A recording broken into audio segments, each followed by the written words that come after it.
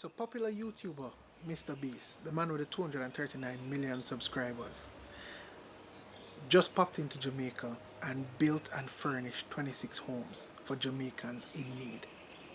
Now he posted some stats. I think he said over 500,000 Jamaicans live in, like derelict homes, homes that are on the verge of collapse, and I can believe that. You know, in our daily lives we don't really observe a lot of things around us, but when you really check it out, like if you just check your memory, you realize that yeah, I do see houses on the verge of collapse, and sometimes you think nobody lives there, but people live there, you know. And even in the metropolitan area too, they have houses like that, and families that are in destitute need, you know. So I can believe that. But in the comments on social media, especially Twitter, it's crazy the amount of negative backlash that this story is getting, and that I just can't understand why. You know, there's this guy on Twitter. I think his name is Ganja Claus. I'll post the video. All right.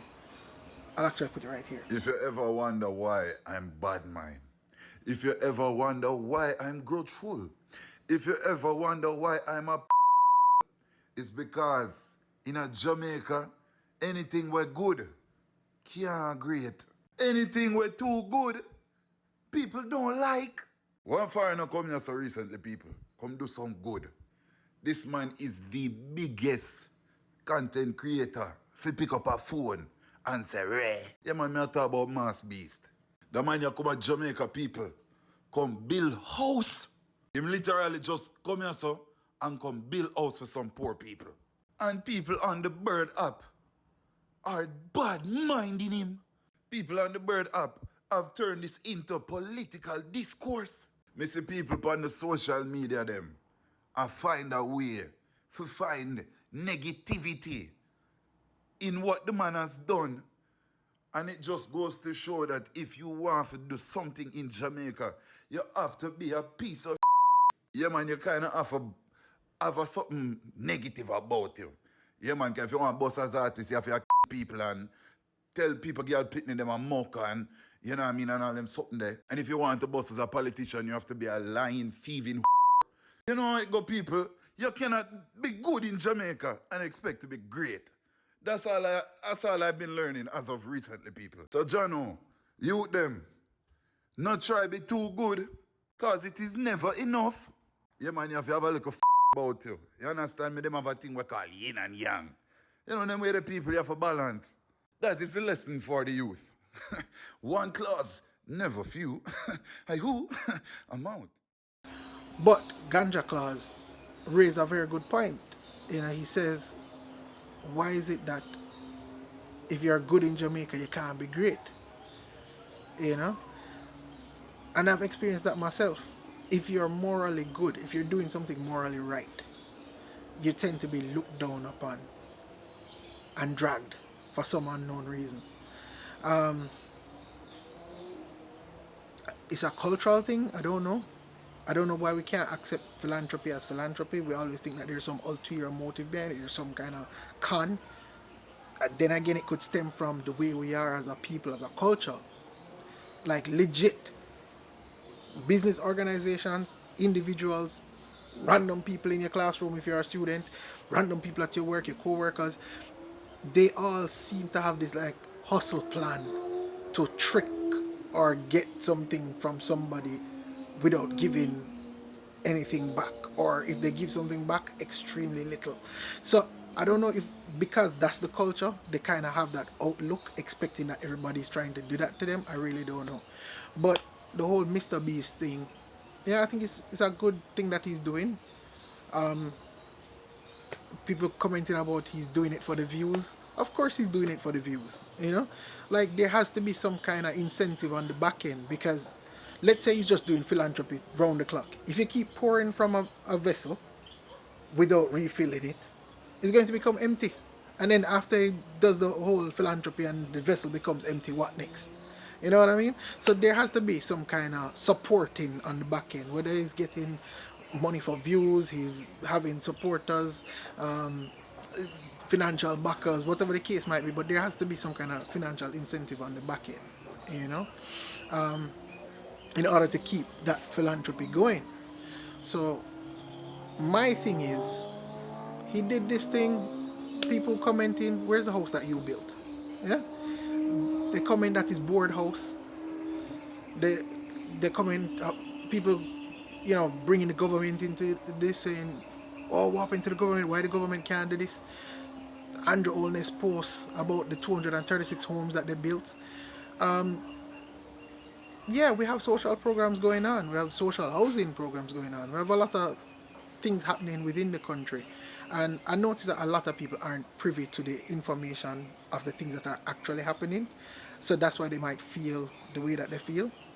And then I can also look at the whole Mr. Beast thing and think to myself that, hey, he must have collaborated with Food for the Poor as well, because the high visibility safety vest that he's wearing, there's a Food for the Poor logo on there.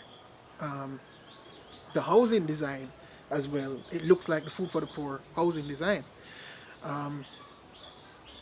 And I think, well, you can see the reaction of the people. It speaks for itself. I think they're really appreciative of that.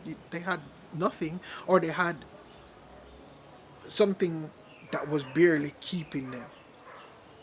And then they were upgraded now to a bigger space, furnished, and all the necessary things that they would need to survive, out of nowhere. So I definitely get that.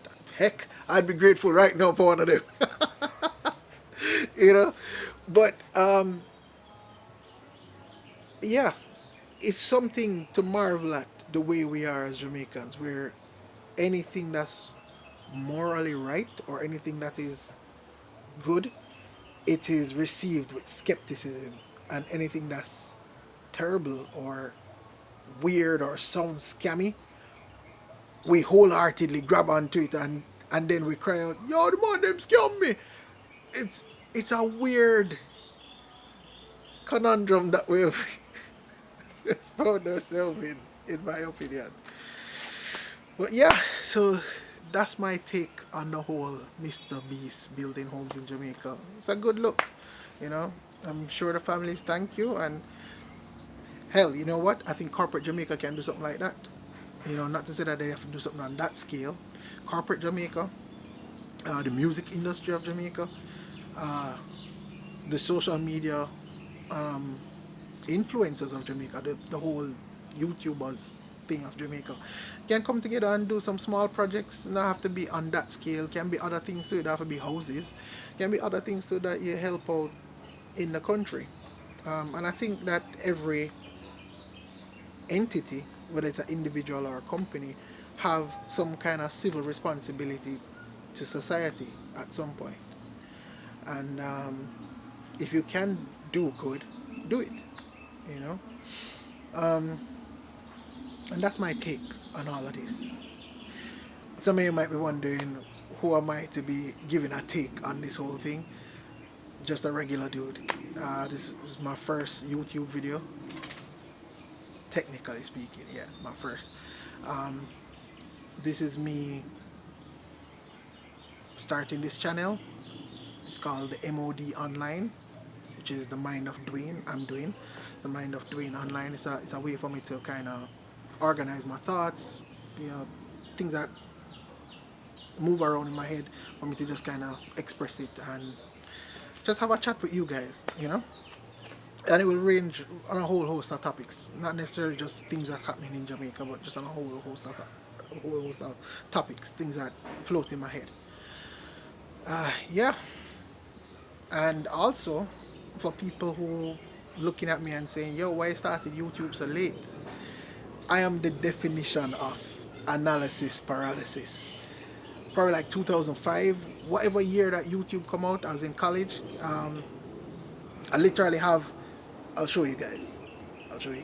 I literally have like books from back then that I used to write,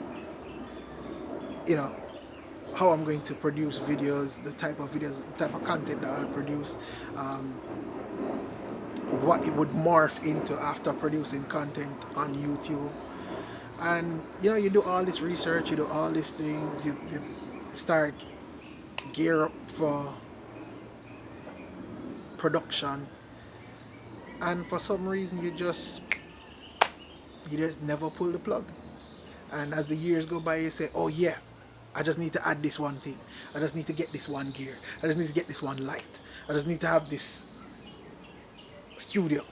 You know, you just keep looking for stuff as time go on, and you just never do it. You know, you get caught up on the hamster wheel of life. Me and Bridget them always talk about that, getting caught on the hamster wheel of life, and before you know it, time fly by. And at the start of the year, in January, either the last part of December, like December 30, thereabout, I started this channel and I said to myself, I'm going to post on January 1st. Never did. And, you know, by the time you're seeing this, this should be the 1st of July. And I said to myself, yo, this is the start of the second half of the year. You said that you're going to start this year and you never did. So come rain, come sunshine, morning or night, you're gonna make the video today. And you know, it just so happened that this is the topic that I spoke on today. And this is me, this is my first YouTube video, first channel, and let's see where it goes. I'm looking forward to chilling with you guys. Peace.